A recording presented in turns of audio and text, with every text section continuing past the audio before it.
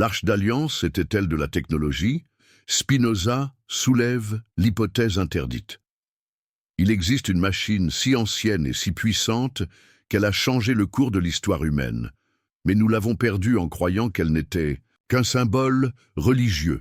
Imaginez un instant que tout ce que vous croyez savoir sur l'histoire ancienne soit incomplet, que les miracles décrits dans les textes sacrés ne soient pas des manifestations surnaturelles, mais les témoignages confus d'une technologie si avancée que nos ancêtres l'ont confondue avec la divinité elle-même. Cette idée révolutionnaire n'est pas née dans un laboratoire moderne ou dans l'esprit d'un auteur de science-fiction. Elle a jailli du cerveau brillant d'un homme qui, au XVIIe siècle, a osé regarder les Écritures saintes avec les yeux froids de la raison pure. Cet homme, c'était Baruch Spinoza, et son hypothèse la plus dangereuse concernait un objet qui hante l'imagination humaine depuis 3 millénaires, l'Arche d'Alliance. Mais avant de plonger dans cette théorie qui a failli lui coûter la vie, permettez-moi de vous poser une question troublante. Et si les anciens Hébreux n'avaient pas transporté un coffre religieux dans le désert, mais une machine de guerre d'une sophistication inouïe? L'histoire que je vais vous raconter commence dans les rues pavées d'Amsterdam, en 1656, par un matin où le destin de la pensée occidentale a basculé. Dans la synagogue portugaise de Vloyenburg, une sentence terrifiante résonne sous les voûtes sacrées. Maudit soit-il le jour, maudit soit-il la nuit, maudit soit-il quand il se couche et quand il se lève. Ces paroles, prononcées en hébreu ancien avec une solennité glaciale, scellent l'exclusion définitive d'un jeune homme de 24 ans dont le seul crime a été de penser trop librement. Baruch Spinoza vient de devenir l'un des premiers hérétiques de l'ère moderne. Mais qu'a-t-il donc dit de si scandaleux pour mériter une excommunication si radicale qu'elle interdit à quiconque de lui parler, de le nourrir ou même de l'approcher à moins de 4 coudées? La réponse vous surprendra. Il a simplement suggéré que Dieu pourrait bien opérer selon des lois naturelles que nous ne comprenons pas encore. Cette idée, qui nous paraît aujourd'hui presque banale, était à l'époque une bombe intellectuelle, capable de faire s'effondrer l'édifice entier des 3 grandes religions monothéistes. Car si Dieu agit selon des lois naturelles, alors ces miracles ne sont que des phénomènes physiques incompris. Et si les miracles peuvent être expliqués par la science, alors que reste-t-il du sacré? Spinoza ne se contenta pas de cette révolution conceptuelle. Poussé par une curiosité dévorante et une logique implacable, il dirigea son regard analytique vers l'un des objets les plus mystérieux de l'Antiquité. Cette fameuse Arche d'Alliance que les Hébreux transportaient dans leur pérégrination et qui semblait posséder des pouvoirs défiant toute compréhension rationnelle. Ce que Spinoza découvrit dans les textes hébraïques originaux le laissa stupéfait. Loin des descriptions poétiques et symboliques auxquelles on pourrait s'attendre dans un récit religieux, il trouva des spécifications techniques d'une précision troublante. Des dimensions exactes, des matériaux spécifiques, des protocoles d'utilisation rigoureux. Tout cela ressemblait moins à la description d'un objet de culte qu'au manuel d'instruction d'une machine complexe. Mais quelle machine ? Et surtout, d'où pouvait bien venir une technologie si avancée à une époque où l'humanité découvrait à peine le travail du bronze? Pour comprendre la portée révolutionnaire de la théorie de Spinoza, il faut d'abord saisir le contexte intellectuel de son époque. Nous sommes au cœur du XVIIe siècle, l'âge d'or de la révolution scientifique. Galilée vient de pointer sa lunette vers les cieux et de découvrir que la Terre n'est pas le centre de l'univers. Newton s'apprête à formuler les lois universelles de la gravitation. Partout en Europe, des esprits brillants remettent en question les certitudes millénaires et découvrent que la nature obéit à des règles mathématiques précises. Dans cette effervescence intellectuelle, Spinoza occupe une place unique.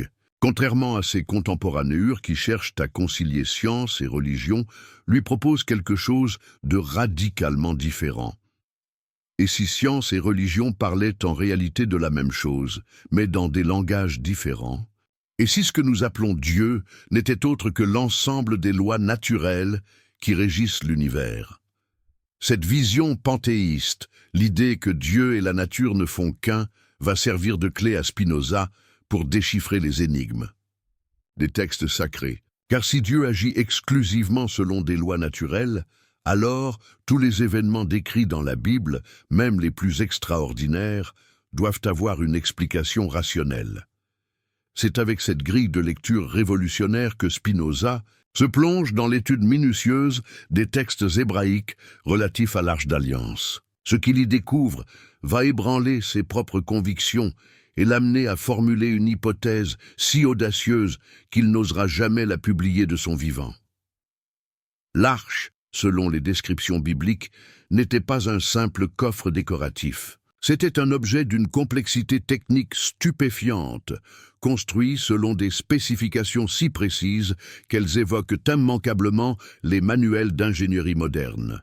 Spinoza note que le texte hébreu original d'Exode 25 utilise un vocabulaire d'une précision technique remarquable. Chaque dimension est spécifiée au centimètre près, chaque matériau est choisi avec une intention claire, chaque détail de construction semble répondre à une fonction précise. Mais ce qui frappe le plus le philosophe, c'est la nature des matériaux employés. L'arche devait être construite en bois d'acacia, recouvert d'or pur, à l'intérieur et à l'extérieur. Pour un observateur du XVIIe siècle, cette combinaison peut sembler purement esthétique, mais Spinoza, qui s'intéresse aux nouvelles découvertes sur l'électricité statique, y voit autre chose. La création d'un conducteur parfait, isolé par un matériau non conducteur. Une structure qui évoque étrangement les premiers condensateurs électriques que commencent à expérimenter les savants de son époque. Plus troublante encore, les fameuses perches dorées qui servaient à transporter l'arche. Pourquoi le texte biblique insiste-t-il tant sur le fait que l'arche ne devait jamais être touchée directement, mais uniquement manipulée par l'intermédiaire de ces barres isolées? Spinoza y voit un protocole de sécurité destiné à protéger les porteurs d'un danger mortel. Mais quel danger un simple coffre religieux pourrait-il représenter? La réponse à cette question commence à prendre forme quand Spinoza examine les récits des pouvoirs de l'arche. Loin d'être des descriptions mystiques vagues, ils présentent une cohérence troublante avec ce que nous savons aujourd'hui des phénomènes électromagnétiques. L'arche génère de la lumière dans l'obscurité totale du Saint des Saints. Elle produit des sons audibles, cette fameuse voix de Dieu, qui parle entre les chérubins. Elle tue instantanément quiconque la touche sans précaution. Elle semble même capable d'interférer avec d'autres objets métalliques à distance. Pour Spinoza, ces phénomènes ne relèvent pas du surnaturel, mais d'une technologie avancée appliquant des lois physiques que son époque commence tout juste à entrevoir. Mais une question vertigineuse demeure. Comment les Hébreux de l'Antiquité auraient-ils pu posséder une telle technologie? C'est ici que la théorie de Spinoza prend une tournure véritablement révolutionnaire. Dans ses notes privées, découvertes seulement au XXe siècle dans les archives de la Bibliothèque d'Amsterdam, il développe une hypothèse qui va bien au-delà de la simple réinterprétation rationnelle des miracles bibliques. Il suggère que l'Arche d'Alliance pourrait être le vestige d'une civilisation technologiquement avancée dont l'existence a été oubliée par l'histoire.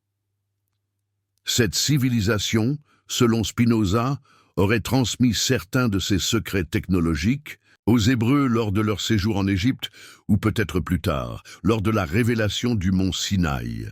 Mais cette transmission se serait faite de manière incomplète, les bénéficiaires ne comprenant pas vraiment les principes scientifiques sous-jacents à la technologie qu'ils recevaient. Imaginez la situation. Des hommes de l'âge du bronze se voient confier une machine basée sur des principes physiques qu'ils ne découvriront que des millénaires plus tard. Comment réagiraient-ils ? Exactement comme l'ont fait les Hébreux. Ils considéreraient cette technologie comme divine, l'entoureraient de rituels sacrés et transmettraient scrupuleusement les protocoles d'utilisation sans en comprendre la logique scientifique. Cette théorie expliquerait pourquoi les descriptions bibliques de l'arche mélangent constamment éléments techniques précis et langage religieux. Les auteurs de ces textes tentèrent de décrire une réalité technologique avec un vocabulaire pré-scientifique. Ils savaient que l'arche était dangereuse et puissante. Ils connaissaient les précautions à prendre pour la manipuler, mais ils ne pouvaient expliquer ces phénomènes qu'en termes divins. Le texte biblique est d'une précision clinique troublante dans sa description. Mort immédiate, pas de signe de violence, terreur panique des survivants. C'est exactement ce à quoi on pourrait s'attendre si l'intérieur de l'arche contenait une source d'énergie extrêmement dangereuse, peut-être radioactive, protégée uniquement par le blindage doré du coffre. Cet épisode marque un tournant dans l'histoire de l'arche. Plus jamais personne n'osera tenter d'examiner son contenu. L'objet sera désormais manipulé avec des précautions extrêmes, selon des protocoles rigides transmis de génération en génération, comme si l'humanité avait soudain pris conscience qu'elle avait affaire à une technologie dépassant dangereusement sa compréhension. Mais voici le plus grand mystère de tous. Comment un objet si puissant, si central dans l'histoire d'un peuple, si redoutable qu'il terrorisait les empires, peut-il simplement disparaître?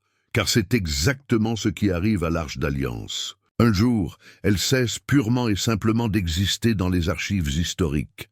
Le dernier témoignage fiable de sa présence remonte au règne de Salomon, quand elle trônait dans le Saint des Saints du premier temple de Jérusalem. Puis, plus rien. Quand Nabuchodonosor détruit le temple en 586 avant notre ère, ses soldats dressent des inventaires méticuleux de tout ce qu'ils emportent comme butin, or, argent, bronze, objets précieux, mais aucune mention de l'Arche d'Alliance.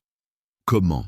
L'objet le plus précieux du temple, celui pour lequel tout l'édifice avait été construit, peut-il être absent au moment du pillage? 3 hypothèses s'offrent à nous, chacune plus troublante que les autres. Première possibilité, l'arche a été cachée avant la destruction du temple. Cette théorie s'appuie sur les manuscrits de la mer morte, notamment le mystérieux rouleau de cuivre découvert à Qumran. Ce document extraordinaire n'est pas un texte religieux, mais un inventaire précis de trésors enfouis, incluant les vases sacrés et leurs accessoires dissimulés en des lieux secrets. Une entrée particulièrement intrigante mentionne le vase doré et ses instruments de pouvoir, cachés sous la 3e pierre de l'entrée orientale. Les archéologues ont identifié cette méthode de dissimulation comme typique de la secte des Esséniens, gardiens de connaissances jugées trop dangereuses pour le monde extérieur. Si cette piste est exacte, l'arche reposerait quelque part, sous Jérusalem, dans une cache soigneusement préparée, attendant peut-être que l'humanité soit prête à retrouver cette technologie perdue. Mais prête à quoi exactement? À maîtriser une science que nous commençons seulement à entrevoir, ou à assumer les conséquences terrifiantes de sa redécouverte? La seconde hypothèse est encore plus vertigineuse. L'arche n'a jamais disparu. Elle continue d'exister, mais dans un lieu si secret, si bien gardé, que le monde extérieur a perdu sa trace. Cette théorie nous mène vers l'Éthiopie, où l'Église orthodoxe revendique depuis des siècles la possession de l'arche originale. Dans la ville d'Aksum, une chapelle de pierre abrite ce que les Éthiopiens considèrent comme le plus grand trésor de l'humanité. Un seul gardien à la fois peut l'avoir, et ces gardiens meurent tous étrangement jeunes, coïncidence troublante ou conséquence d'une exposition prolongée à quelque chose de mortel. Les rares témoins autorisés à approcher de cette chapelle rapportent des phénomènes inexplicables. Une luminosité permanente sans source apparente, une chaleur intense et des dysfonctionnements mystérieux des appareils électroniques dans la zone. Le gouvernement éthiopien interdit formellement toute investigation scientifique de l'objet. Pourquoi tant de secrets autour de ce qui ne devrait être qu'une relique religieuse? La 3e hypothèse est la plus sombre. L'arche a été délibérément détruite par ceux-là même qui en avaient la garde. Face à une technologie qu'ils ne pouvaient plus contrôler, les derniers prêtres du temple auraient pris la décision ultime de l'anéantir pour protéger l'humanité de ses propres découvertes. Cette possibilité expliquerait le silence absolu des sources juives postérieures à l'exil babylonien concernant le sort de l'Arche. Comme si son existence même était devenue un secret trop lourd à porter, une vérité trop dangereuse pour être transmise. Mais alors, que cherchent aujourd'hui toutes ces expéditions secrètes qui continuent de fouiller les sous-sols de Jérusalem? Pourquoi des gouvernements modernes, disposant d'armes nucléaires, investissent-ils encore des fortunes dans la recherche d'un artefact religieux vieux de 3000 ans? La réponse pourrait résider dans ce que représenterait la redécouverte de l'Arche pour notre civilisation actuelle.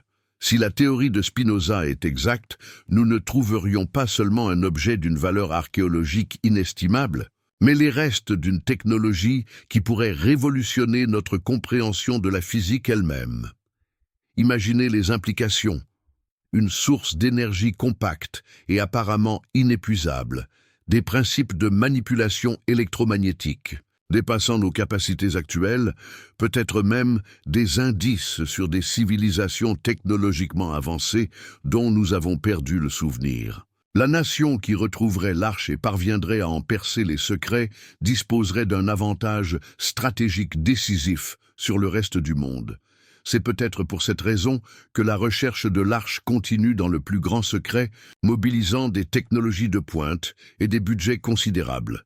Les satellites espions scrutent les anomalies thermiques dans les lieux associés aux légendes de l'Arche. Les radars à pénétration de sol cartographient les cavités souterraines sous le mont du Temple.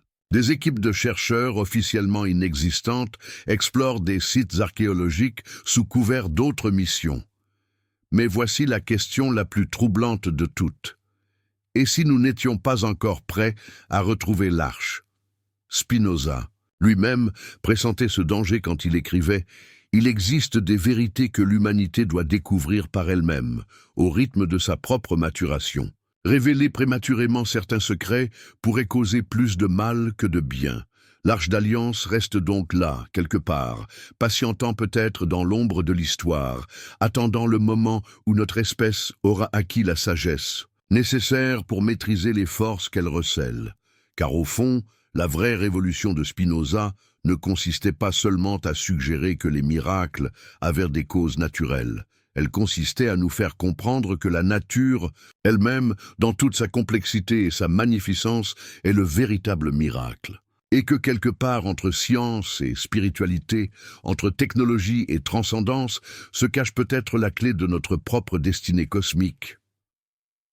L'Arche d'Alliance était-elle de la technologie? Spinoza soulève l'hypothèse interdite. Il existe une machine si ancienne et si puissante qu'elle a changé le cours de l'histoire humaine, mais nous l'avons perdue en croyant qu'elle n'était qu'un symbole religieux.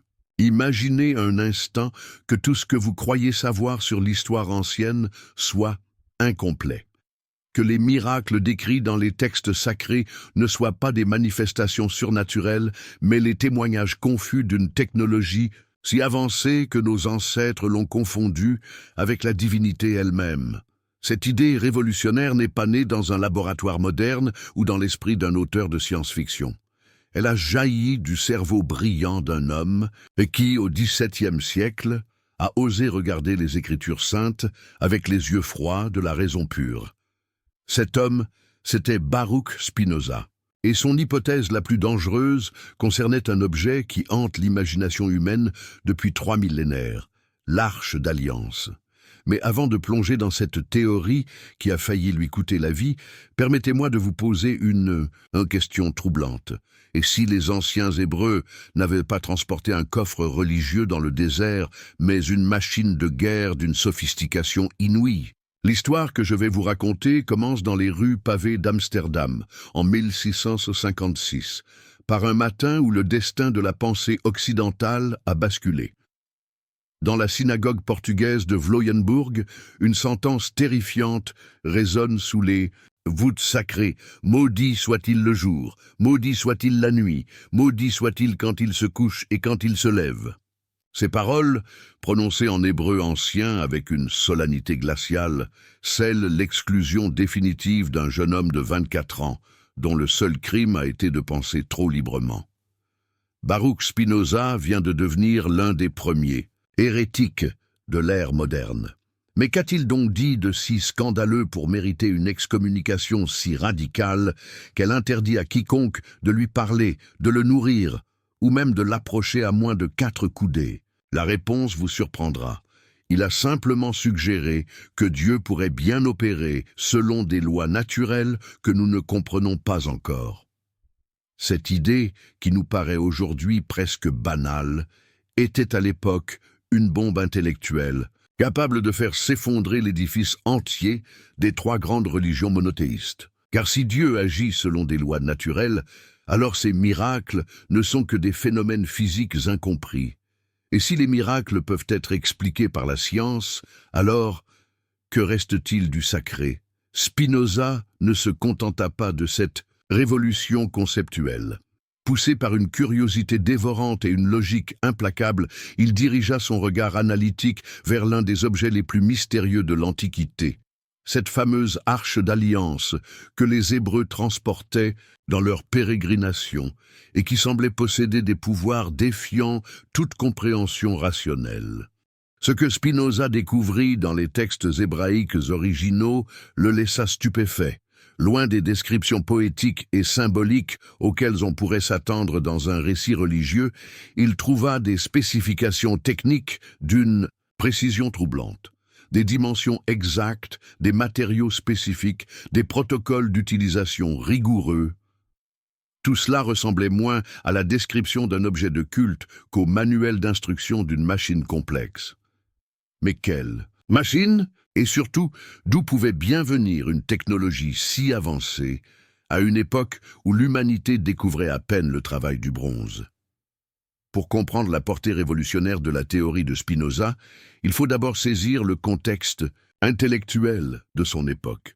Nous sommes au cœur du XVIIe siècle, l'âge d'or de la révolution scientifique. Galilée vient de pointer sa lunette vers les cieux et de découvrir que la Terre n'est pas le centre de l'univers. Newton s'apprête à formuler les lois universelles de la gravitation.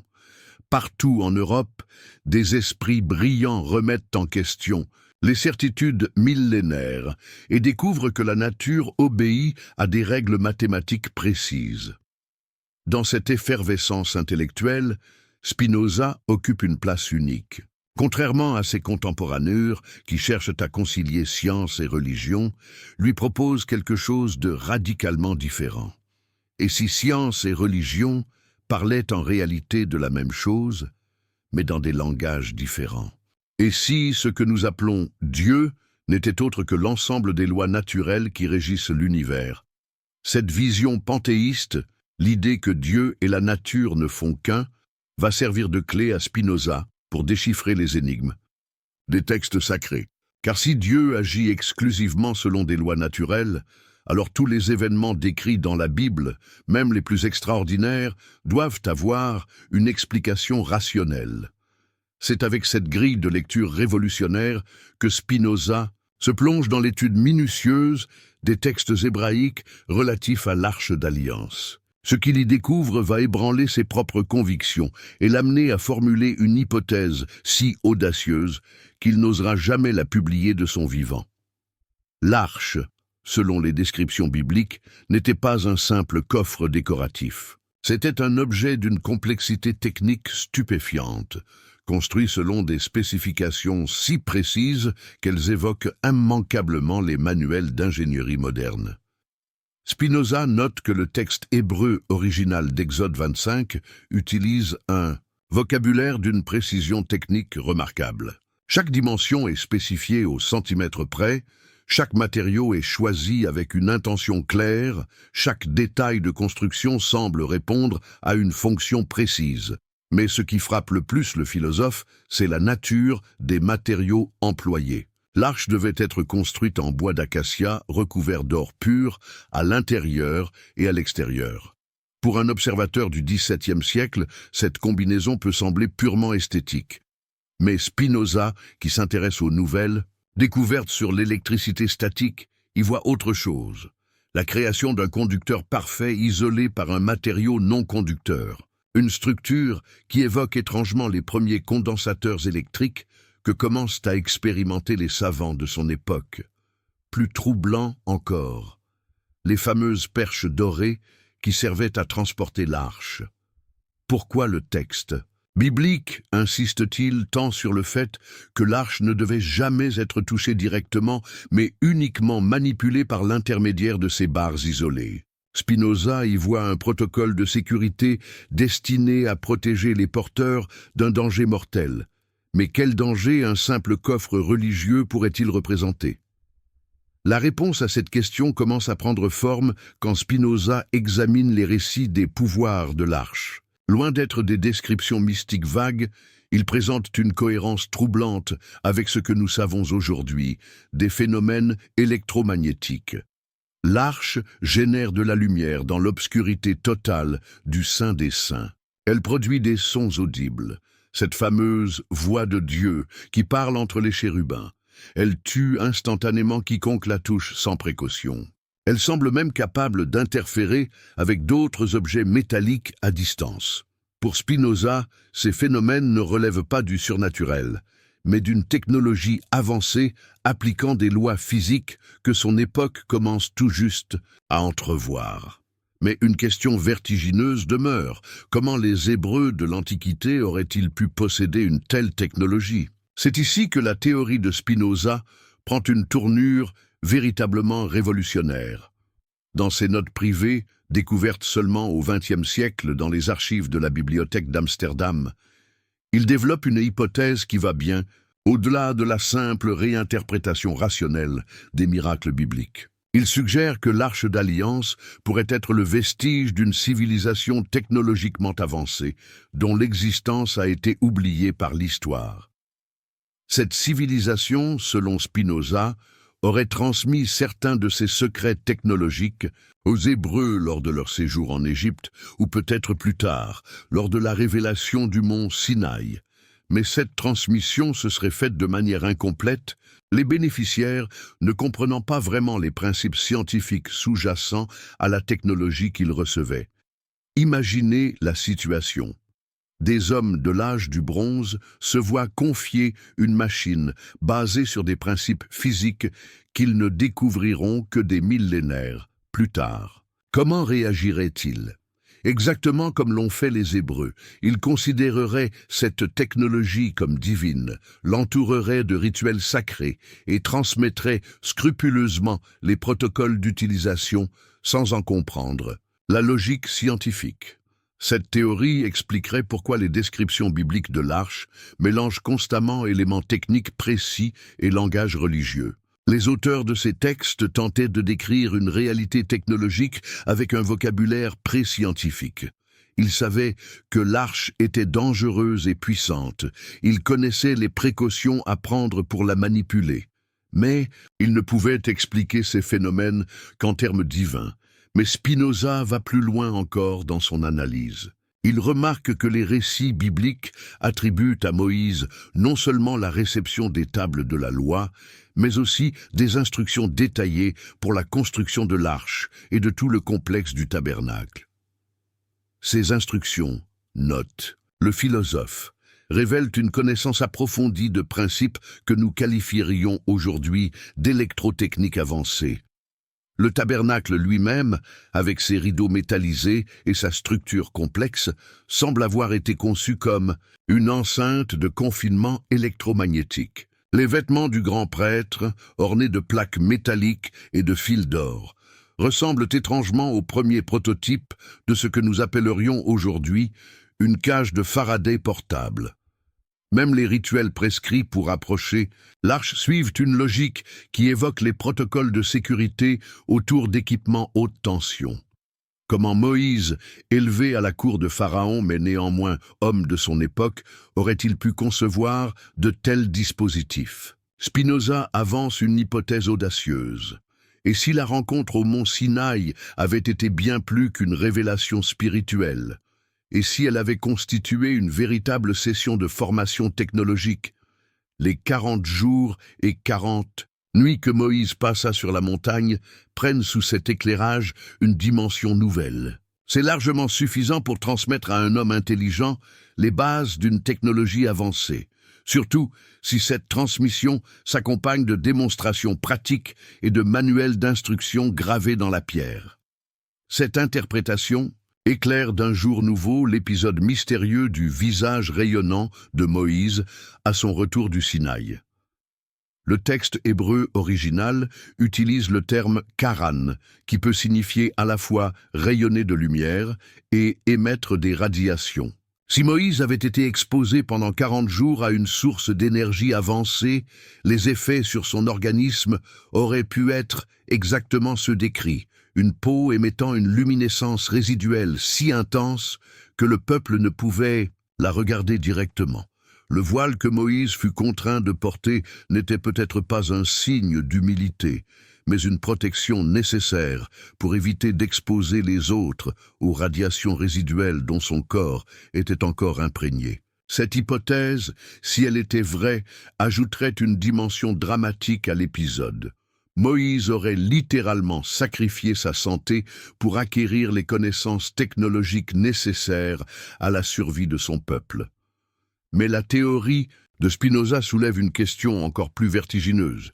Qui était le mystérieux donateur de cette technologie? Le philosophe reste prudent sur ce point dans ses écrits, se contentant d'évoquer une source de connaissances supérieures dont la nature nous échappe. Mais ses correspondances privées laissent entrevoir une spéculation encore plus audacieuse. Dans Sao, une lettre adressée à son ami Henry Oldenburg, secrétaire de la Royal Society de Londres, Spinoza écrit « Si nous acceptons que l'univers soit infini et éternel, nous devons également accepter la possibilité que la vie et l'intelligence aient émergé ailleurs que sur notre Terre, et peut-être bien avant notre propre civilisation. Dans cette perspective, ce que nous appelons révélation divine pourrait bien être le souvenir déformé d'un contact avec des intelligences venues d'ailleurs. » Cette phrase, écrite en 1665, anticipe de 3 siècles les théories modernes sur la possibilité d'un contact ancien entre l'humanité et des visiteurs extraterrestres. Spinoza ne développe pas cette idée. Elle était bien trop dangereuse, et pour son époque, mais elle plane en filigrane dans toute sa réinterprétation de l'histoire biblique. Quelle qu'en soit l'origine, l'Arche d'Alliance, une fois construite selon les spécifications reçues au mont Sinaï, va révéler des capacités qui défient l'entendement. Et c'est là que l'histoire prend une tournure véritablement extraordinaire, car ces capacités ne restent pas confinées au domaine religieux. Elles vont transformer l'Arche en l'arme la plus redoutable de l'Antiquité. Avez-vous déjà réfléchi à l'étrangeté militaire de l'histoire des Hébreux? Comment un peuple nomade, dépourvu d'armées permanentes et de technologies militaires avancées, a-t-il pu conquérir des cités fortifiées et vaincre des empires établis? La réponse traditionnelle invoque l'aide divine. Mais si nous suivons la logique de Spinoza, nous découvrons une explication plus troublante. Les Hébreux possédaient une arme technologique d'une puissance inouïe. La première démonstration spectaculaire de cette puissance a lieu lors de la traversée du Jourdain. Les récits bibliques insistent sur un détail apparemment mineur, mais en réalité crucial. Ce sont les prêtres portant l'arche qui entrent les premiers dans le fleuve. Et ce n'est qu'alors que les eaux s'arrêtent. Cette séquence suggère une relation de cause à effet plutôt qu'une coïncidence miraculeuse. Des ingénieurs hydrauliques modernes ont proposé une théorie fascinante pour expliquer ce phénomène. Si l'arche était capable de générer un champ électromagnétique puissant, elle aurait pu déclencher un glissement de terrain stratégique en amont, créant un barrage naturel temporaire. Le timing parfait de l'opération ne relèverait pas du miracle, mais d'une technologie capable d'interagir avec les forces géologiques. Cette même technologie pourrait expliquer l'épisode légendaire de la traversée de la mer Rouge. Contrairement aux représentations hollywoodiennes, le texte biblique ne décrit pas des murs d'eau dressés verticalement, mais un assèchement temporaire d'une zone marécageuse sous l'effet d'un vent d'Orient puissant et persistant. Un dispositif capable de manipuler les champs magnétiques terrestres pourrait théoriquement influencer les courants atmosphériques locaux et créer exactement ce type de phénomène. Mais c'est à Jéricho que l'arche va révéler sa vraie nature d'arme de destruction. L'épisode de la chute des murailles présente toutes les caractéristiques d'une attaque utilisant des principes d'acoustique avancés. 7 jours de marche en cercle autour de la ville, des prêtres sonnant des cors selon un rythme précis et l'arche positionnée de manière stratégique au centre du dispositif. Au 7e jour, après 7 tours supplémentaires, tous les participants poussent un cri simultané et les murailles s'effondrent. Pour un acousticien moderne, ce scénario évoque immédiatement un bombardement par ondes sonores à fréquence de résonance. Si l'arche était capable de générer ou d'amplifier des ondes sonores à des fréquences spécifiques, elle aurait pu déstabiliser les fondations des fortifications par vibrations harmoniques destructrices.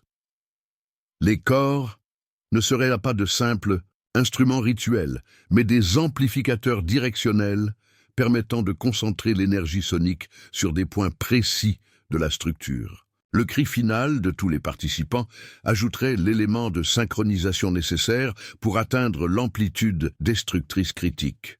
Jéricho ne serait pas tombé par miracle, mais sous les coups d'une arme sonique d'une sophistication redoutable.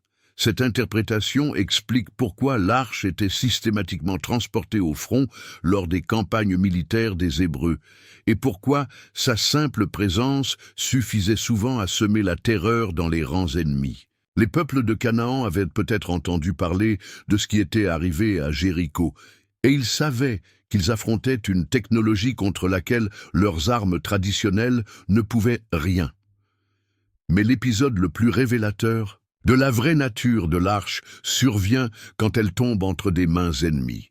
Les Philistins, après avoir défait les Israélites à Aphek, s'emparent de l'objet qu'ils considèrent comme un simple trophée de guerre. Ils vont rapidement découvrir leur erreur. Partout où les Philistins transportent l'arche, des catastrophes inexplicables se produisent. Des épidémies foudroyantes frappent la population, causant des symptômes que nous reconnaissons aujourd'hui comme typiques de l'exposition aux radiations. Tumeurs, mort subite, stérilité. Leurs idoles métalliques tombent et se brisent mystérieusement en présence de l'arche, suggérant l'existence d'un champ magnétique suffisamment puissant pour perturber les objets ferreux.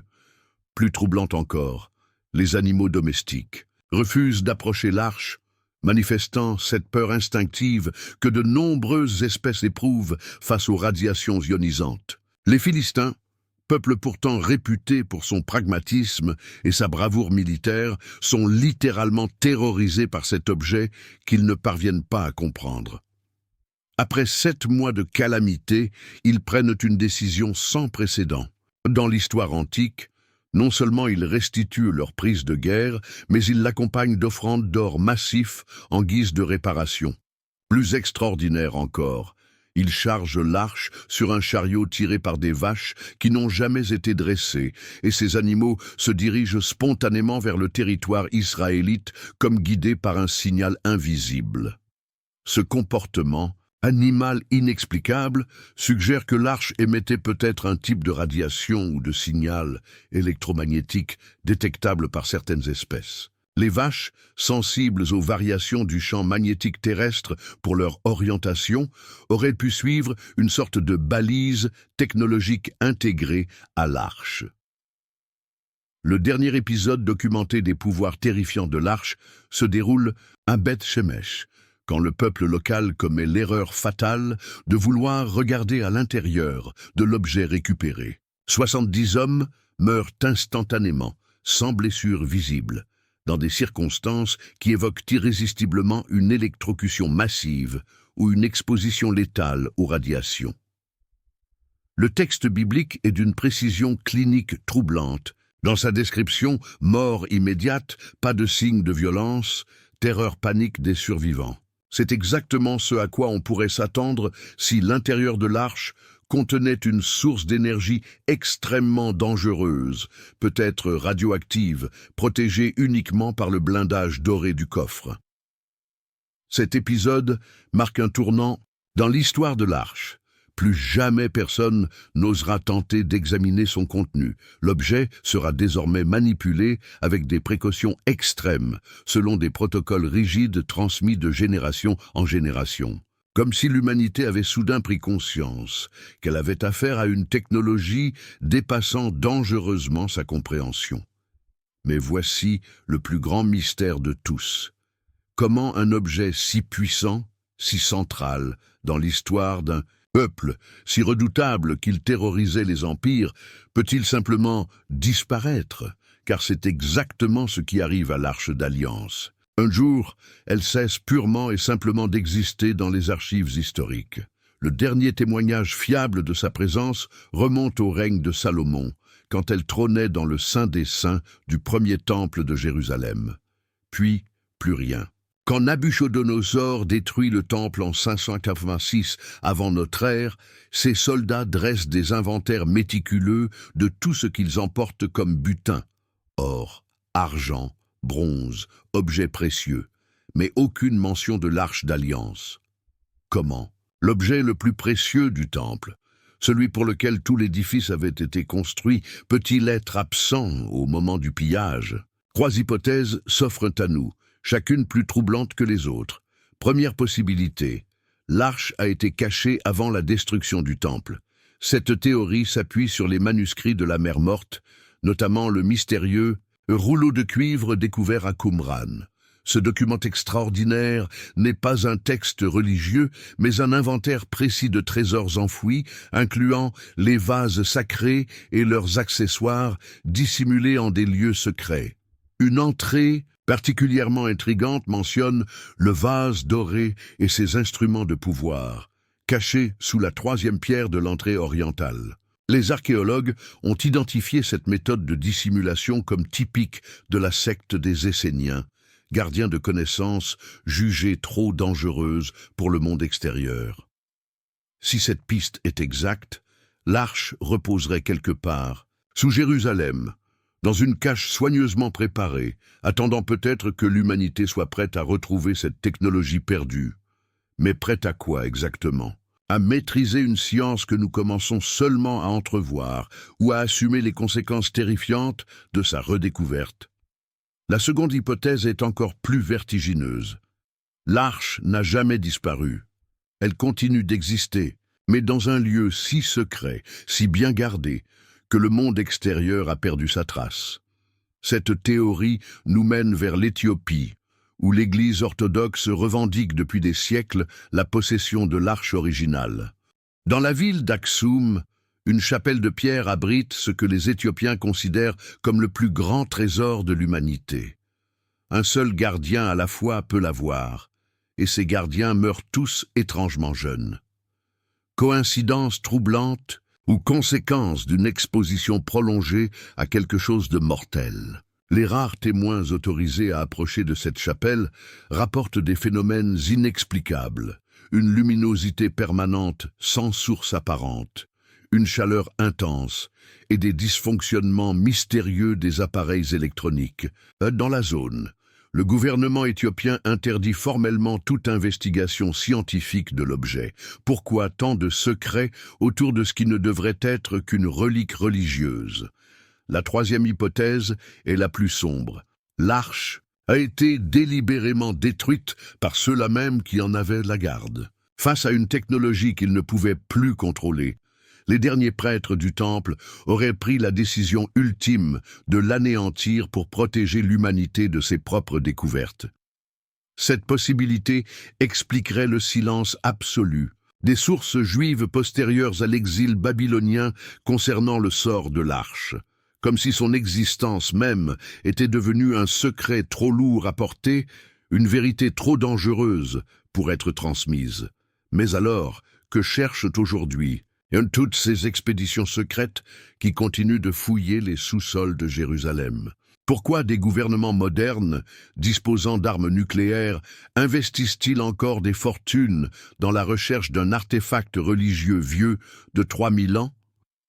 La réponse pourrait résider dans ce que représenterait la redécouverte de l'arche pour notre civilisation actuelle. Si la théorie de Spinoza est exacte, nous ne trouverions pas seulement un objet d'une valeur archéologique inestimable, mais les restes d'une technologie qui pourrait révolutionner notre compréhension de la physique elle-même. Imaginez les implications. Une source d'énergie compacte et apparemment inépuisable, des principes de manipulation électromagnétique dépassant nos capacités actuelles, peut-être même des indices sur des civilisations technologiquement avancées dont nous avons perdu le souvenir. La nation qui retrouverait l'arche et parviendrait à en percer les secrets disposerait d'un avantage stratégique décisif sur le reste du monde. C'est peut-être pour cette raison que la recherche de l'arche continue dans le plus grand secret, mobilisant des technologies de pointe et des budgets considérables. Les satellites espions scrutent les anomalies thermiques dans les lieux associés aux légendes de l'arche. Les radars à pénétration de sol cartographient les cavités souterraines sous le mont du Temple. Des équipes de chercheurs officiellement inexistantes explorent des sites archéologiques sous couvert d'autres missions. Mais voici la question la plus troublante de toutes. Et si nous n'étions pas encore prêts à retrouver l'arche? Spinoza lui-même pressentait ce danger quand il écrivait « Il existe des vérités que l'humanité doit découvrir par elle-même au rythme de sa propre maturation. Révéler prématurément certains secrets pourrait causer plus de mal que de bien. Pourtant, cette recherche continue plus intense que jamais, et c'est ici que notre histoire prend une dimension véritablement moderne, car la quête de l'arche n'appartient plus seulement au domaine de l'archéologie ou de la théologie. Elle est devenue un enjeu géopolitique majeur, mobilisant des technologies de pointe et des budgets secrets considérables. La plus grande chasse au trésor de l'histoire moderne ne se déroule pas dans les mers des Caraïbes, mais dans les souterrains poussiéreux de Jérusalem, où des gouvernements entiers paient des fortunes pour retrouver une machine dont ils ne comprennent même pas le fonctionnement. Avez-vous déjà observé l'étrange ballet diplomatique qui se joue autour du mont du Temple? Officiellement, c'est l'un des lieux les plus sacrés au monde, révéré par 3 religions. Officieusement, c'est peut-être le site le plus scruté de la planète par des technologies d'espionnage avancées. Pourquoi tant d'attention pour un plateau rocheux de quelques hectares à Jérusalem? La réponse pourrait résider dans ce qui se cache sous ces pierres millénaires. Depuis les années 1960, des radars à pénétration de sol ont révélé l'existence d'un réseau complexe de tunnels et de chambres souterraines sous l'esplanade du Temple. Certaines de ces cavités présentent des anomalies troublantes, des signatures électromagnétiques inhabituelles, des variations de température inexpliquées et surtout des zones que les instruments de mesure semblent incapables de pénétrer. L'une de ces zones, située directement sous l'emplacement présumé de l'ancien Saint des Saints, défie littéralement l'analyse. Les ondes radars y sont absorbées ou déviées, comme si quelque chose en métal dense bloquait leur progression. Plus intrigante encore, cette zone semble générer un faible champ magnétique détectable par les magnétomètres les plus sensibles mais inexplicable par la géologie locale. Ces découvertes ont déclenché ce que les initiés appellent la course secrète de Jérusalem.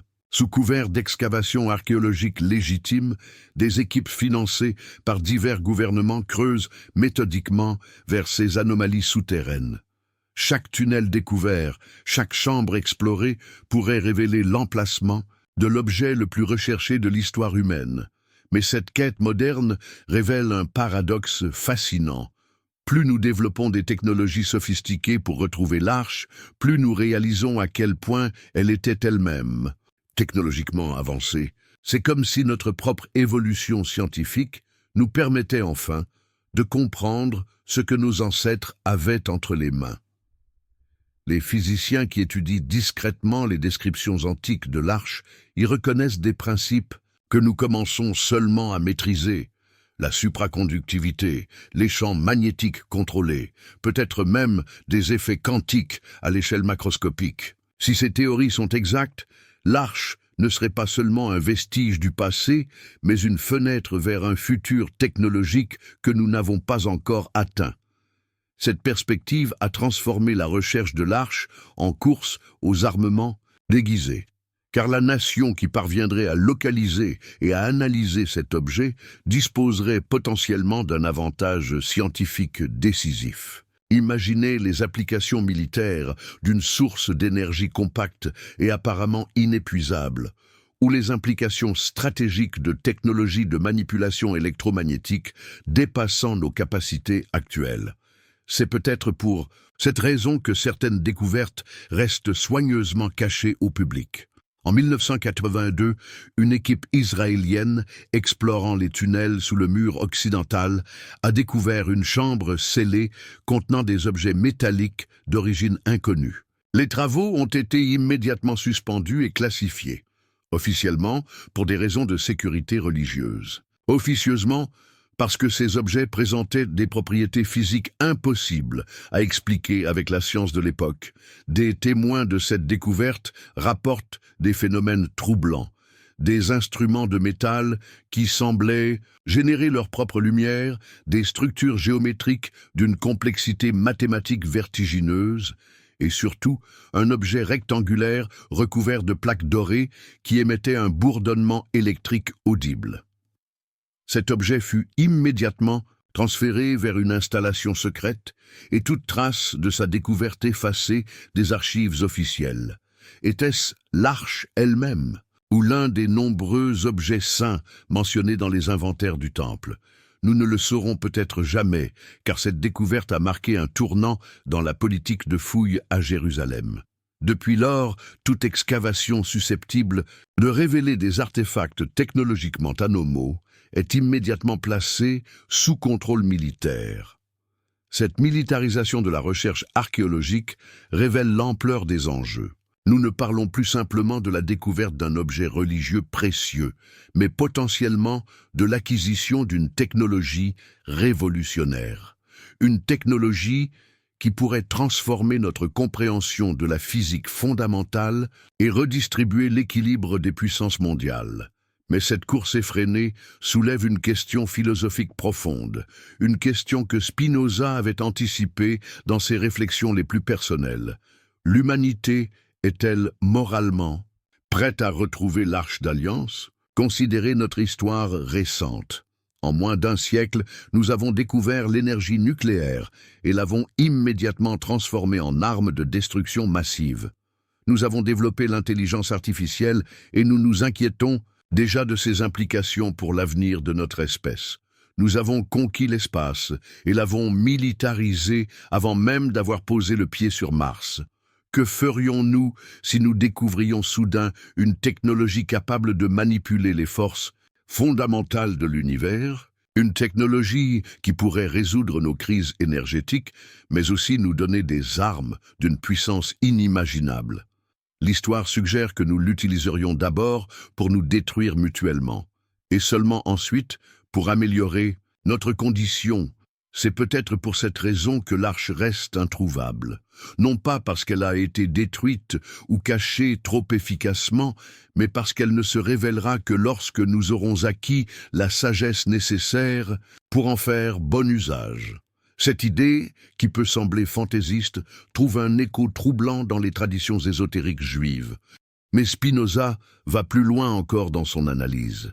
Il remarque que les récits bibliques attribuent à Moïse non seulement la réception des tables de la loi, mais aussi des instructions détaillées pour la construction de l'arche et de tout le complexe du tabernacle. Ces instructions, note le philosophe, révèlent une connaissance approfondie de principes que nous qualifierions aujourd'hui d'électrotechnique avancée. Le tabernacle lui-même, avec ses rideaux métallisés et sa structure complexe, semble avoir été conçu comme une enceinte de confinement électromagnétique. Les vêtements du grand prêtre, ornés de plaques métalliques et de fils d'or, ressemblent étrangement aux premiers prototypes de ce que nous appellerions aujourd'hui une cage de Faraday portable. Même les rituels prescrits pour approcher l'arche suivent une logique qui évoque les protocoles de sécurité autour d'équipements haute tension. Comment Moïse, élevé à la cour de Pharaon, mais néanmoins homme de son époque, aurait-il pu concevoir de tels dispositifs? Spinoza avance une hypothèse audacieuse. Et si la rencontre au mont Sinaï avait été bien plus qu'une révélation spirituelle, et si elle avait constitué une véritable session de formation technologique, les 40 jours et 40 nuits que Moïse passa sur la montagne prennent sous cet éclairage une dimension nouvelle. C'est largement suffisant pour transmettre à un homme intelligent les bases d'une technologie avancée, surtout si cette transmission s'accompagne de démonstrations pratiques et de manuels d'instruction gravés dans la pierre. Cette interprétation éclaire d'un jour nouveau l'épisode mystérieux du visage rayonnant de Moïse à son retour du Sinaï. Le texte hébreu original utilise le terme karan, qui peut signifier à la fois rayonner de lumière et émettre des radiations. Si Moïse avait été exposé pendant 40 jours à une source d'énergie avancée, les effets sur son organisme auraient pu être exactement ceux décrits. Une peau émettant une luminescence résiduelle si intense que le peuple ne pouvait la regarder directement. Le voile que Moïse fut contraint de porter n'était peut-être pas un signe d'humilité, mais une protection nécessaire pour éviter d'exposer les autres aux radiations résiduelles dont son corps était encore imprégné. Cette hypothèse, si elle était vraie, ajouterait une dimension dramatique à l'épisode. Moïse aurait littéralement sacrifié sa santé pour acquérir les connaissances technologiques nécessaires à la survie de son peuple. Mais la théorie de Spinoza soulève une question encore plus vertigineuse.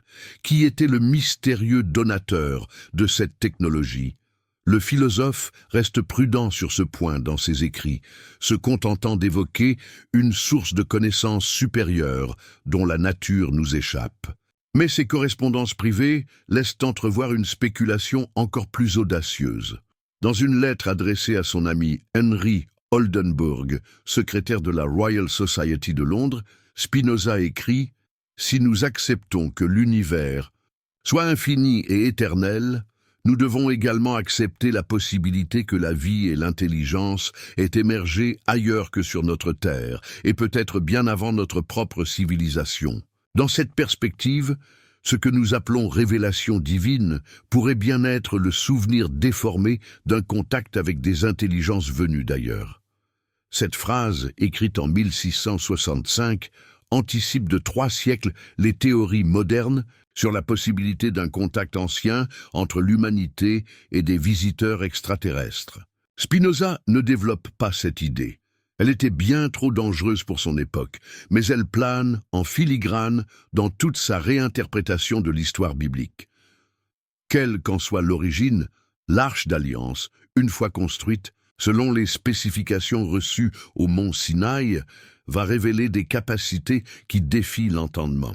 Et c'est là que l'histoire prend une tournure véritablement extraordinaire, car ces capacités ne restent pas confinées au domaine religieux. Elles vont transformer l'arche en l'arme la plus redoutable de l'Antiquité. Avez-vous déjà réfléchi à l'étrangeté militaire de l'histoire des Hébreux? Comment un peuple nomade, dépourvu d'armées permanentes et de technologies militaires avancées, a-t-il pu conquérir des cités fortifiées et vaincre des empires établis? La réponse traditionnelle invoque l'aide divine. Mais si nous suivons la logique de Spinoza, nous découvrons une explication plus troublante. Les Hébreux possédaient une arme technologique d'une puissance inouïe. La première démonstration spectaculaire de cette puissance a lieu lors de la traversée du Jourdain. Les récits bibliques insistent sur un détail apparemment mineur, mais en réalité crucial. Ce sont les prêtres portant l'arche qui entrent les premiers dans le fleuve, et ce n'est qu'alors que les eaux s'arrêtent. Cette séquence suggère une relation de cause à effet plutôt qu'une coïncidence miraculeuse. Des ingénieurs hydrauliques modernes ont proposé une théorie fascinante pour expliquer ce phénomène. Si l'arche était capable de générer un champ électromagnétique puissant, elle aurait pu déclencher un glissement de terrain stratégique en amont, créant un barrage naturel temporaire. Le timing parfait de l'opération ne relèverait pas du miracle, mais d'une technologie capable d'interagir avec les forces géologiques. Cette même technologie pourrait expliquer l'épisode légendaire de la traversée de la mer Rouge. Contrairement aux représentations hollywoodiennes. Le texte biblique ne décrit pas des murs d'eau dressés verticalement, mais un assèchement temporaire d'une zone marécageuse sous l'effet d'un vent d'Orient puissant et persistant. Un dispositif capable de manipuler les champs magnétiques terrestres pourrait théoriquement influencer les courants atmosphériques locaux et créer exactement ce type de phénomène. Mais c'est à Jéricho que l'arche va révéler sa vraie nature d'arme de destruction. L'épisode de la chute des murailles présente toutes les caractéristiques d'une attaque utilisant des principes d'acoustique avancés. 7 jours de marche en cercle autour de la ville, des prêtres sonnant des cors selon un rythme précis, et l'arche positionnée de manière stratégique au centre du dispositif. Au 7e jour, après 7 tours supplémentaires, tous les participants poussent un cri simultané et les murailles s'effondrent. Pour un acousticien moderne, ce scénario évoque immédiatement un bombardement par ondes sonores à fréquence de résonance. Si l'arche était capable de générer ou d'amplifier des ondes sonores à des fréquences spécifiques, elle aurait pu déstabiliser les fondations des fortifications par vibrations harmoniques destructrices. Les corps ne seraient pas de simples instruments rituels, mais des amplificateurs directionnels permettant de concentrer l'énergie sonique sur des points précis de la structure. Le cri final de tous les participants ajouterait l'élément de synchronisation nécessaire pour atteindre l'amplitude destructrice critique. Jéricho ne serait pas tombé par miracle, mais sous les coups d'une arme sonique d'une sophistication redoutable. Cette interprétation explique pourquoi l'arche était systématiquement transportée au front lors des campagnes militaires des Hébreux, et pourquoi sa simple présence suffisait souvent à semer la terreur dans les rangs ennemis. Les peuples de Canaan avaient peut-être entendu parler de ce qui était arrivé à Jéricho, et ils savaient qu'ils affrontaient une technologie contre laquelle leurs armes traditionnelles ne pouvaient rien. Mais l'épisode le plus révélateur de la vraie nature de l'arche survient quand elle tombe entre des mains ennemies. Les Philistins, après avoir défait les Israélites à Aphek, s'emparent de l'objet qu'ils considèrent comme un simple trophée de guerre. Ils vont rapidement découvrir leur erreur. Partout où les Philistins transportent l'arche, des catastrophes inexplicables se produisent. Des épidémies foudroyantes frappent la population, causant des symptômes que nous reconnaissons aujourd'hui comme typiques de l'exposition aux radiations, tumeurs, mort subite, stérilité. Leurs idoles métalliques tombent et se brisent mystérieusement en présence de l'arche, suggérant l'existence d'un champ magnétique suffisamment puissant pour perturber les objets ferreux. Plus troublant encore, les animaux domestiques refusent d'approcher l'arche, manifestant cette peur instinctive que de nombreuses espèces éprouvent face aux radiations ionisantes. Les Philistins, peuple pourtant réputé pour son pragmatisme et sa bravoure militaire, sont littéralement terrorisés par cet objet qu'ils ne parviennent pas à comprendre. Après 7 mois de calamité, ils prennent une décision sans précédent dans l'histoire antique. Non seulement ils restituent leur prise de guerre, mais ils l'accompagnent d'offrandes d'or massifs en guise de réparation. Plus extraordinaire encore, ils chargent l'arche sur un chariot tiré par des vaches qui n'ont jamais été dressées, et ces animaux se dirigent spontanément vers le territoire israélite comme guidés par un signal invisible. Ce comportement animal inexplicable suggère que l'arche émettait peut-être un type de radiation ou de signal électromagnétique détectable par certaines espèces. Les vaches, sensibles aux variations du champ magnétique terrestre pour leur orientation, auraient pu suivre une sorte de balise technologique intégrée à l'arche.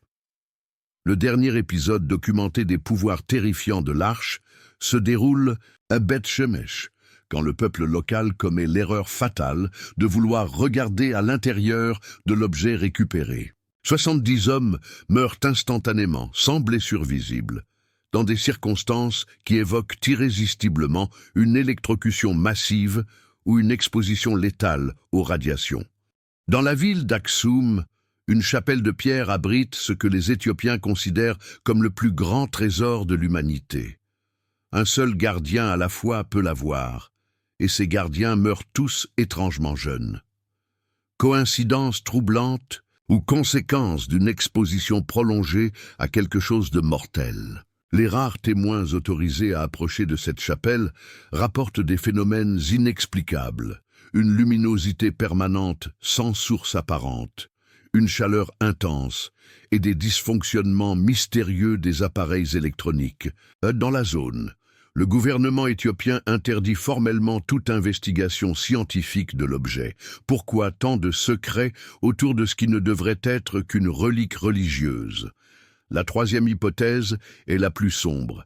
L'arche a été délibérément détruite par ceux-là même qui en avaient la garde. Face à une technologie qu'ils ne pouvaient plus contrôler, les derniers prêtres du temple auraient pris la décision ultime de l'anéantir pour protéger l'humanité de ses propres découvertes. Cette possibilité expliquerait le silence absolu des sources juives postérieures à l'exil babylonien concernant le sort de l'arche, comme si son existence même était devenue un secret trop lourd à porter, une vérité trop dangereuse pour être transmise. Mais alors, que cherchent aujourd'hui toutes ces expéditions secrètes qui continuent de fouiller les sous-sols de Jérusalem? Pourquoi des gouvernements modernes, disposant d'armes nucléaires, investissent-ils encore des fortunes dans la recherche d'un artefact religieux vieux de 3000 ans?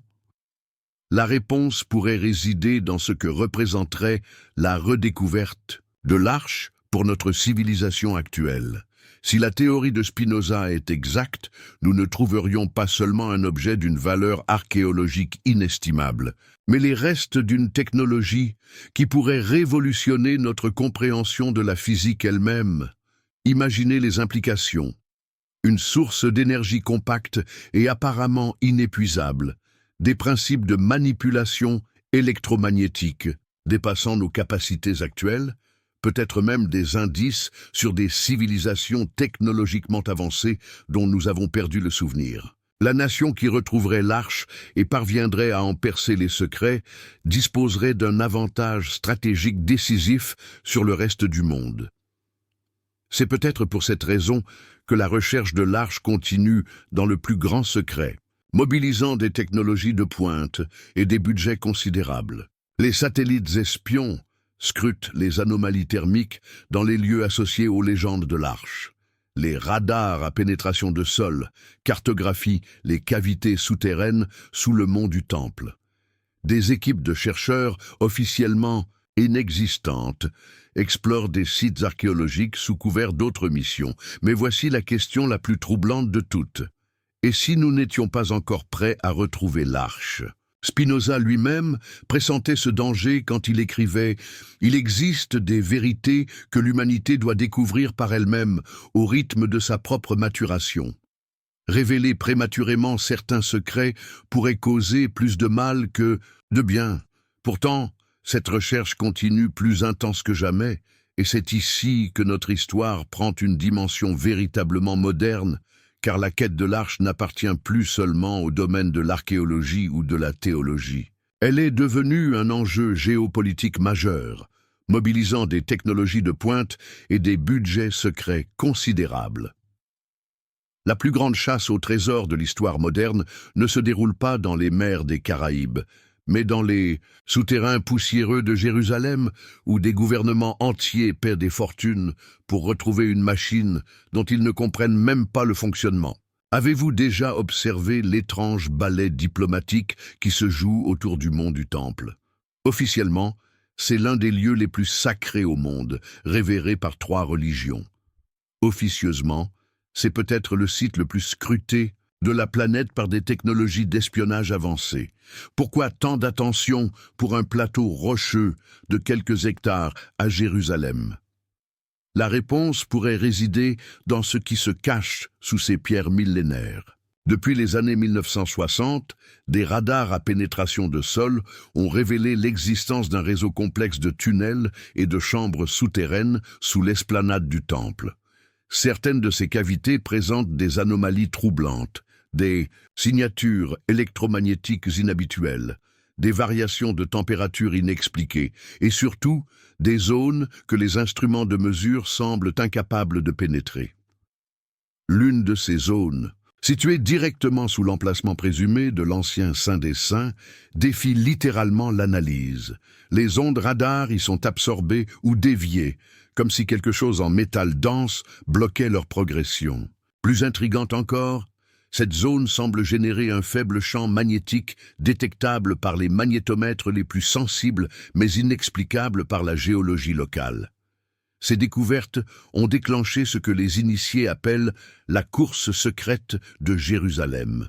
Sous couvert d'excavations archéologiques légitimes, des équipes financées par divers gouvernements creusent méthodiquement vers ces anomalies souterraines. Chaque tunnel découvert, chaque chambre explorée pourrait révéler l'emplacement de l'objet le plus recherché de l'histoire humaine. Mais cette quête moderne révèle un paradoxe fascinant. Plus nous développons des technologies sophistiquées pour retrouver l'arche, plus nous réalisons à quel point elle était elle-même technologiquement avancée. C'est comme si notre propre évolution scientifique nous permettait enfin de comprendre ce que nos ancêtres avaient entre les mains. Les physiciens qui étudient discrètement les descriptions antiques de l'arche y reconnaissent des principes que nous commençons seulement à maîtriser. La supraconductivité, les champs magnétiques contrôlés, peut-être même des effets quantiques à l'échelle macroscopique. Si ces théories sont exactes, l'arche ne serait pas seulement un vestige du passé, mais une fenêtre vers un futur technologique que nous n'avons pas encore atteint. Cette perspective a transformé la recherche de l'arche en course aux armements déguisés. Car la nation qui parviendrait à localiser et à analyser cet objet disposerait potentiellement d'un avantage scientifique décisif. Imaginez les applications militaires d'une source d'énergie compacte et apparemment inépuisable, ou les implications stratégiques de technologies de manipulation électromagnétique dépassant nos capacités actuelles. C'est peut-être pour cette raison que certaines découvertes restent soigneusement cachées au public. En 1982, une équipe israélienne, explorant les tunnels sous le mur occidental, a découvert une chambre scellée contenant des objets métalliques d'origine inconnue. Les travaux ont été immédiatement suspendus et classifiés, officiellement pour des raisons de sécurité religieuse. Officieusement, parce que ces objets présentaient des propriétés physiques impossibles à expliquer avec la science de l'époque. Des témoins de cette découverte rapportent des phénomènes troublants, des instruments de métal qui semblaient générer leur propre lumière, des structures géométriques d'une complexité mathématique vertigineuse, et surtout un objet rectangulaire recouvert de plaques dorées qui émettait un bourdonnement électrique audible. Cet objet fut immédiatement transféré vers une installation secrète et toute trace de sa découverte effacée des archives officielles. Était-ce l'arche elle-même ou l'un des nombreux objets saints mentionnés dans les inventaires du temple? Nous ne le saurons peut-être jamais, car cette découverte a marqué un tournant dans la politique de fouilles à Jérusalem. Depuis lors, toute excavation susceptible de révéler des artefacts technologiquement anomaux est immédiatement placée sous contrôle militaire. Cette militarisation de la recherche archéologique révèle l'ampleur des enjeux. Nous ne parlons plus simplement de la découverte d'un objet religieux précieux, mais potentiellement de l'acquisition d'une technologie révolutionnaire. Une technologie qui pourrait transformer notre compréhension de la physique fondamentale et redistribuer l'équilibre des puissances mondiales. Mais cette course effrénée soulève une question philosophique profonde, une question que Spinoza avait anticipée dans ses réflexions les plus personnelles. L'humanité est-elle moralement prête à retrouver l'Arche d'Alliance? Considérez notre histoire récente. En moins d'un siècle, nous avons découvert l'énergie nucléaire et l'avons immédiatement transformée en arme de destruction massive. Nous avons développé l'intelligence artificielle et nous nous inquiétons déjà de ses implications pour l'avenir de notre espèce. Nous avons conquis l'espace et l'avons militarisé avant même d'avoir posé le pied sur Mars. Que ferions-nous si nous découvrions soudain une technologie capable de manipuler les forces fondamentales de l'univers, une technologie qui pourrait résoudre nos crises énergétiques, mais aussi nous donner des armes d'une puissance inimaginable? L'histoire suggère que nous l'utiliserions d'abord pour nous détruire mutuellement, et seulement ensuite pour améliorer notre condition.